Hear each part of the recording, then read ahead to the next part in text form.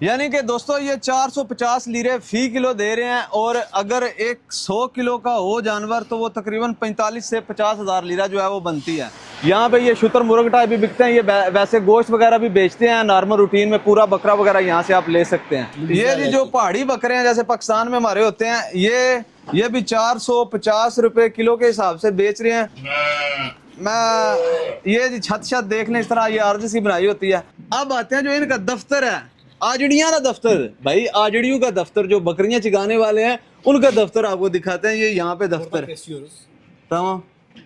अस्सलाम वालेकुम दोस्तों, कैसे हैं आप? उम्मीद है कि आप खैरियत से होंगे। भाईजान कुर्बानी वाली ईद करीब आ गया तो बहुत सारे लोगों की डिमांड है कि भाई हमें लोकल जो एरियाज हैं वहाँ पे कुर्बानी की क्या कीमतें चल रही हैं, किस तरह बेची जाती है और कुर्बानी किस तरह लोग खरीदते हैं, उसको ज़िबा करने का क्या प्रोसेस होता है। क्योंकि इस्तांबुल दुनिया के जदीद तरीन शहरों में शुमार होता है। यहाँ पे लोग जो है वो कुर्बानी के बकरे वगैरह खरीद के कहाँ पे रखते हैं, फ्लैटों में रखते हैं, कहाँ पे रखते हैं। इनसे पूछकर आप वीडियो बनाने की कोशिश करते हैं, पता नहीं इजाज़त मिलती है या नहीं।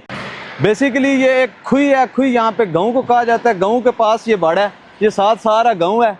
ये बाड़े की बैक साइड है।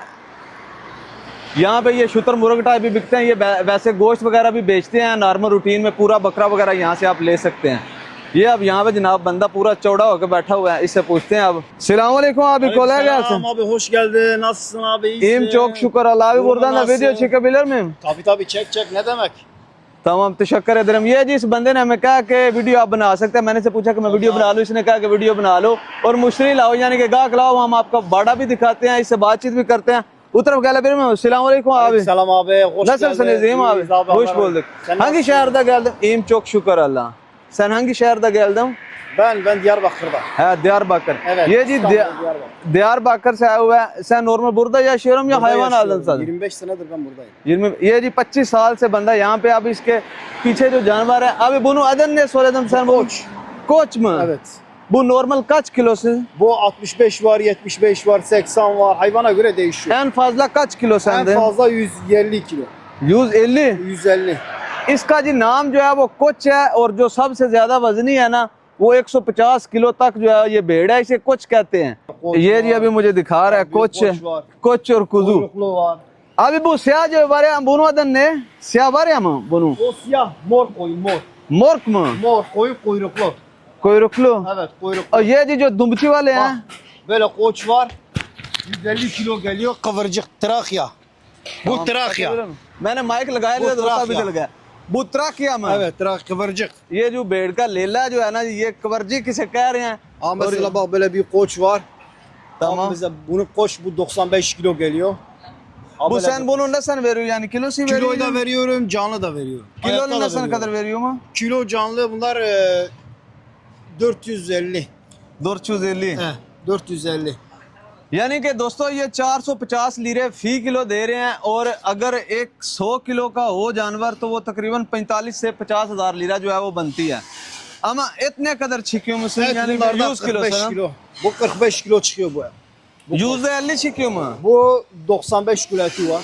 मैंने इनसे पूछा कि इसके अंदर से जो है 100 किलो के अब 100 kilo hayvan sen yani mesela müşteri senden de 100 kilo hayvan aldın. Onu da sence ne kadar et çıkacaksın yani? Abi 100 kiloya çıksa 65 kilo eti var. मैंने जी इनसे पूछा कि अगर एक गाहक आपसे 100 किलो का जानवर खरीदता है तो आपके ख्याल में उसके अंदर से कितने किलो का जो है वो गोश्त निकल आएगा? तो ये कह रहा है कि 65 किलो गोश्त निकल आएगा। मतलब 65 किलो गोश्त जिससे निकलेगा वो भेड़ जो है या जो दुम्बा है वो तकरीबन 45 से 50 हज़ार लीरे का, जो कि पाकिस्तानी 3 लाख रुपया बनता है। अब आगे चलते हैं, इनसे बातचीत करते हैं। अभी ऊपर तरफ da gösterebilir misin? Bu tarafta da var. ये जी आ गई हैं Bunlar da keçe। keçi, erkek, güzel. keçe Evet. काम पूरा निगाह किया हुआ है। ये जी keçe आ गई हैं जो Bunlar da erkek, güzeller. Bunlar da canlı 65-70 kilo geliyor. Bunlar 45 kilo, 35 kilo etleri var. किलो से ne kadar veriyor? Bunlar canlı kilo 450. Bu bir Erkek. 450। Evet. Bu ये güzel जी erkek. जो पहाड़ी बकरे हैं जैसे पाकिस्तान में हमारे होते हैं, ये भी 450 रुपए किलो के हिसाब से बेच रहे हैं। ये तकरीबन ज्यादा से ज्यादा 60-70 किलो का है। मैं ये जी छत देख लें, इस तरह ये आरजीसी बनाई होती है। Abi bu fiyatlar normal şimdi bu Bunlar bu normal abi. Şu anda kurbana girdik diye biraz pahalandı ama sonra gene fiyat düşüyor yani. He, Mesela bunlar kuzu. Tamam. Bu kuzu. Tamam. Bunlar koyun.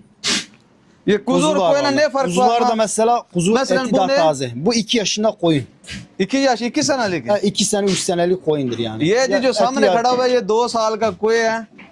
दोस्तों यहाँ पे होता यह है कि जो जानवर भी खरीदा जाता है उसको एक टैग लगा दिया जाता है। टैग लगाने के बाद जो जानवर है इनके हवाले कर दिया जाता है, घर में लेके नहीं जाते, सिर्फ एडवांस दे जाते हैं।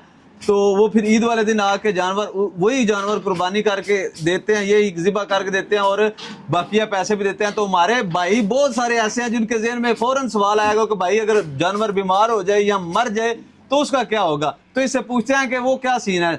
Abi bu sen hayvan, abi sen hayvan sattın, yüze ne kadar kapura alıyor mu? 10 milyon 5 milyon alıyorum. Mesela 5 100 bin milyon. TL'de 10 bin TL sana veriyorum. 100 bin TL'de 30 bin alıyorum ben. 30 bin alıyor. Evet. मैंने इनसे पूछा जी कि जो एडवांस है वो कितना लिया जाता है, मतलब अगर 1 लाख लीरे के जानवर फरोख्त होते हैं तो ये 30,000 लीरा तकरीबन ले लेते हैं, बाकी 70,000 बाद में लेंगे। Abi mesela sen de 100 bin TL'de hayvan aldın. Evet. Hayvana Allah kazası bir şey oldun yani. Bir şey mesela olsa oldun ya. ben Ne veriyorum. zaman? Sen o sana da mı? Evet, ben veriyorum. Öldü burada ölse ben veriyorum. तमाम ये जी इनसे पूछा कि जो जानवर अगर आपने एडवांस पकड़ा हुआ है आपके पास ही है तो वो अगर मर जाता है या बीमार हो जाता है, कोई मसला हो जाता है, तो इसने कहा कि भाई हम उसके बदले में नया जानवर देंगे उसी की यानी aynı kilo gibi Aynı. bir şey para vara fazla almıyor, Yok almıyorum. Para almıyorum. 1 रुपया भी ज्यादा नहीं लेंगे, वही जानवर उसी वजन के मुताबिक जो है वो देंगे। ये अब इस बाड़े की सूरत हाल है। यहाँ पे पहाड़ी बकरे भी हैं, भेड़े भी हैं, या इनको को केचो कहते हैं, को कोए कहते हैं। ये लड़ लुड़ को नहीं रहे और इनके आगे कोई सब्ज चारा भी को नहीं पड़ा हुआ। जैसे हम सब्ज चारा डालते हैं, पॉपुलर पशतूत मतलब बहुत सारी इस तरह की चीज़ें डालते हैं, कोई सब्ज चारा नहीं है, ये सिर्फ तूड़ी डालते हैं और तूड़ी और दाना शाना वगैरह डालते हैं। ये तो हो गया भाई भाड़े का मंजर। अब आते हैं जो इनका दफ्तर है, आजड़ियाँ का दफ्तर। भाई आजड़ियों का दफ्तर, जो बकरियां चिगाने वाले हैं उनका दफ्तर आपको दिखाते हैं। ये यहाँ पे दफ्तर है। तमाम ये दफ्तर भी है और साथ जो है कसाब का, मतलब यहाँ पे जब जानवर खरीद लिया जाता है तो इसको ज़िबा भी इसी जगह पे करते हैं। ये शोभा इन्होंने लगाया हुआ है। यहाँ पे जो है वो ज़िबा करके उसको सिर्फ गोश्त देते हैं, बाकी जो ओजरी है या दूसरी तीसरी चीज़ें हैं वो जो है ना ये खुद ही रखते हैं, ये खुद पहुँचाते हैं। जो जगह बल्दिया मुकर्रर करते हैं, यहाँ पे वैसे गंद वाली जगह पे ओजरी नहीं फेंक सकते। ओजरी फेंकने के लिए अलग जगह होती है जो बल्दिया मुकर्रर करती है। ये है जी सीन है।